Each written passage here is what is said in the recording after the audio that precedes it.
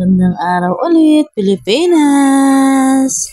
Ayan nga, dahil nga hindi tayo nayaring mag-deliver kagabi mga kaanak, kaya pagpapatuloy natin ngayong umaga para nga mayari na nga ang delivery. Malaking tulong nga para dito sa mga kababaryo ko. Yung tubig nga din sa amin, hindi na umaalis. Naka-stay na din Maria Joseph, kailan kaya kami malaking perwisyo na ginagawa ng tubig.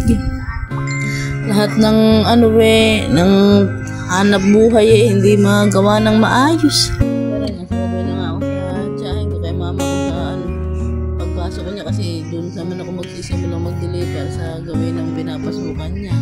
Kaya mag-aalakad niya kami mga anak. Yan nga yung isa pang dalang perwisyo ng baha mga kaanak. Imbis na makakapag-motor ka para makapasok sa trabaho, hindi mo tuloy magagawa kasi nga baka mamaya masira nga ang motor. Malaking gawain. Kung mamamasahe ka naman, medyo may kamahalan niya ang pamasahe ngayon mga kaanak kasi nga may tubig.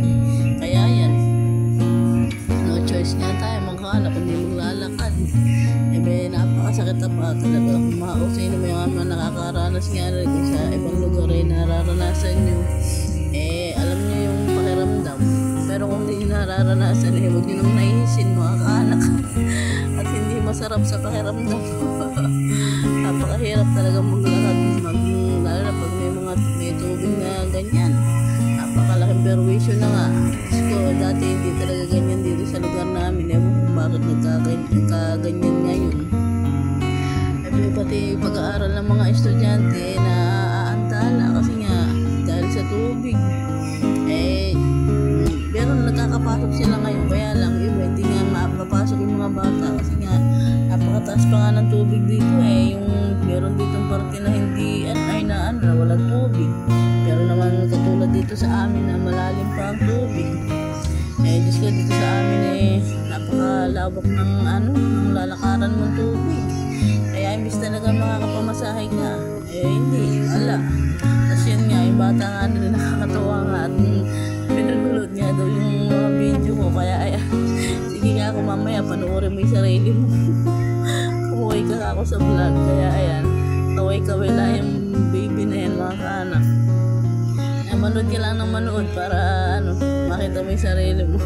May tubig pa nga sa kanila, lola nga niya yung na-deliveran ko isa, may-ari ng jumper boots. Kasi rin nga yung pauwi na nga ako din talaga naglakad lang ako. Yung pinag-deliveran ko nga doon sa napakalayo talaga ron dito sa bahay namin mga kaanak. Dapat talaga tinatricycle yung, kaya lang no choice nga tayo. Malaking kabawasan nga sa kikitain natin pagka mamasahe pa ako. O dahil pumamasahe ko, binili ko na lang ng ulam. Ulam namin, dahil nakasold kami ng ulam. Isa rin nga yung mga isda din sa tabing kalsada mga kaanak. Parang dito na sila talaga. Sanay din na sa tao sila. Sanay na sila sa tao mga kaanak. Pero buti nga kamo pag may dumadang sasakyan na mga nag-aalisan, ewan ko ba kung naging fish pa na ata yung lugar namin. Dati may na interview ako kasi nga dati pumasok ako sa na nagse-census. Kami doon na census nga kami sa isang lugar dito lang din sa Kalumpit mga kaanak, sa may bandang may sulaw. Lang namin na mayroon doon na isang lugar na talagang binabaha, hindi nga daw nawawala ng tubig doon. Ganto yung katulad ng nararanasan namin ngayon, yung isda na sa kalsada. Tapos sabi ko nga napakahirap siguro ng pamumuhay nung laging may tubig na ganyan. Nararanasan nga nila kasi siyempre nagsisensus kami, ni-interview nga namin sila. Kasi yun nga, sabi ko hindi kahirap po ng sitwasyon nyo dito kasi lalabas na kayo sa kalsada, may tubig na. Lalabas kayo ng bahay nyo, may tubig na. Talaga daw hindi nawawalan doon ng tubig. Nakita naman nga namin kasi nga yung tubig nga parang pag sa may mga bandang hindi na nadadaanan, maitim na. Kaya sabi ko napakahirap ng ganun sitwasyon. Di ko man alam na dito rin sa lugar namin, mangyayari din yun mga kaanak.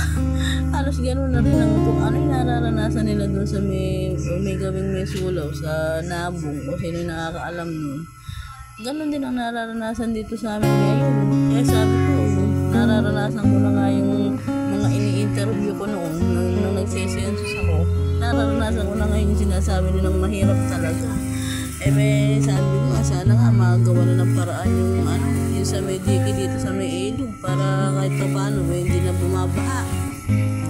Tapos nga, nauhaw nga tayo mga kaanak kasi sobrang layo nga ng nilakad ko. Ayan, bili nga tayo ng soft drinks para nga kahit pa paano, naman, malamigan naman yung lalamunan natin. Diyos ko, napakalayo talaga. Kasi yung dalawang kumari ko na yan, naniningil nga ng kapit-bisig sa may patay. Kasi nga maraming patay dito sa baryo namin, mga kaanak. Kaya yan, may samahan nga kasi kami dito na kapit-bisig. Kaya malaking tulong nga Tapos yan nga, dito na nga tayo sa may barangay hall. Malayo-layo pa, lalakarin ko na rin mga kaanak. Buti nga din tuyo ko ng tubig. Pero ayan, lulusong na naman tayo sa baha. Malayo-layo yung lakaran na naman. Sabi ko nga, di ba nung nakaraan, mataas nga yung tubig dito. Ngayon, mababa na, kaya medyo mahirap na rin maglakad. Mas mahirap pa nga maglakad mga kaanak sa mababaw na ganun kasi mas masakit sa paa. Hindi katulad ng medyo yung tubig ay katuhod. Medyo okay pang maglakad. Pag mababaw na ganyan, mas mahirap siyang lakarin. Yung nilakad ko nga na rin kung walang tubig yan, pwede sana ako mag-tricycle Kaya lang nga, siyempre, ang pagdi-deliver naman ay hindi naman isang lugar lang. Iba-ibang tao dinideliveran mo. Hindi parang ginawa ko service yung tricycle. Magkano ibabayad ko nun, di ba? Kaya talagang tiyaga-tiyaga lang. Gusto mo talagang makapaghanap buhay, magtiyaga ka sa talagang mahirap kung sa mahirap. Talagang gano'n ang buhay. Kaya nga, kung hindi ka kikilos, wala kang mapapala. Maghihiga ka na nga lang, mga kaanak. Kasi rin nga dito, malapit na nga tayo sa amin. Nawa na Diyos, malapit na akong makauwi. Talagang masakit na rin yung balikat ko. Kasi nga, may dala nga akong ulam. May nagpabili nga din yung tiyahin ko ng ulam. Kasi nga, wala nga nang titindang gaano dito. Hindi nang isa pang problema namin dito, mga kaanak. Napakahirap ng ng bilihan ng ulam. Kasi nga yung ibang nagtitinda hindi nakakapamili. Kasi nga medyo malalim ang tubig. Siyempre nakamotor sila, hindi nila yung motor sa tubig, di ba? Kaya ayan, napakahirap ng bilihan ng ulam din. Maghahanap ka lang ng ulam aabutin ka ng talaga, ng siyam-siyam sa paglalakad sa tubig.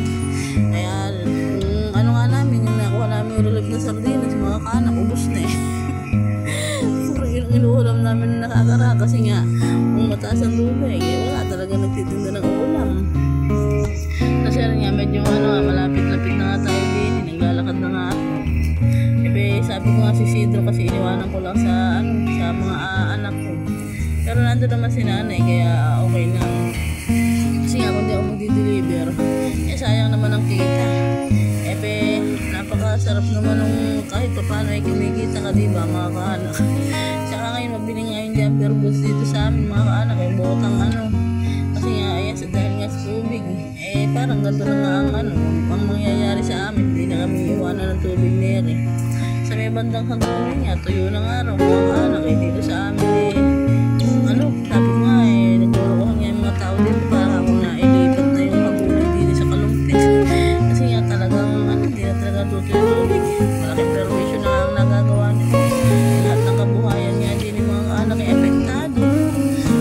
Ultimo mga nagtitinda nga ng ulam, nagtitinda ng pandesal, pero yung mga nagtitinda ng pandesal sa umaga nakakadaan naman. Kaya nga lang hirap nga sila. Yung dapat nga napupuntahan nila ng ilang minuto, tumatagal kasi nga syempre hindi naman sila makakapag-bike ng maayos nga pag may ganyan may tubig. Kailangan na akayin mo nga yung bike. Kaya lahat talaga apektado. So sabi ko nga, pinapanalangin lang namin din sana bupa na nga yung buhana rin. Di bali nga umuulan, wag lang nagkakatubig. Pagka ganyan sinasabayan pa ng paparating na naman na bagyo. Gano'n na naman ang mangyayari. Mag-high tide na naman, magpapuwala ang dam.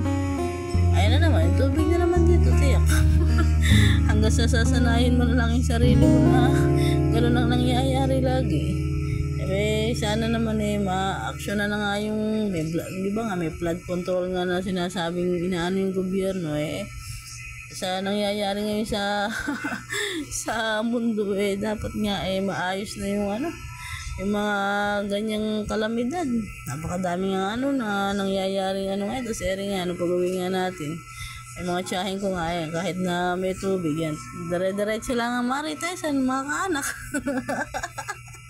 Ay, nahihiya pa nga yung isa kong tiyahin sabi ko nga dapat pala ako nagdala ako ng ng lambat. Napakadami ka akong isda rin sa kalsada pala. Ito sira, kauwi na nga tayo din at magluluto na nga tayo ng ng pananghalian at si Bossing ayan, bidulaga ko nga sila. Tignan nyo nga yung mga isda rin sa amin mga kaanak, kalalaki na At yun lang muna mga kaanak, bye bye.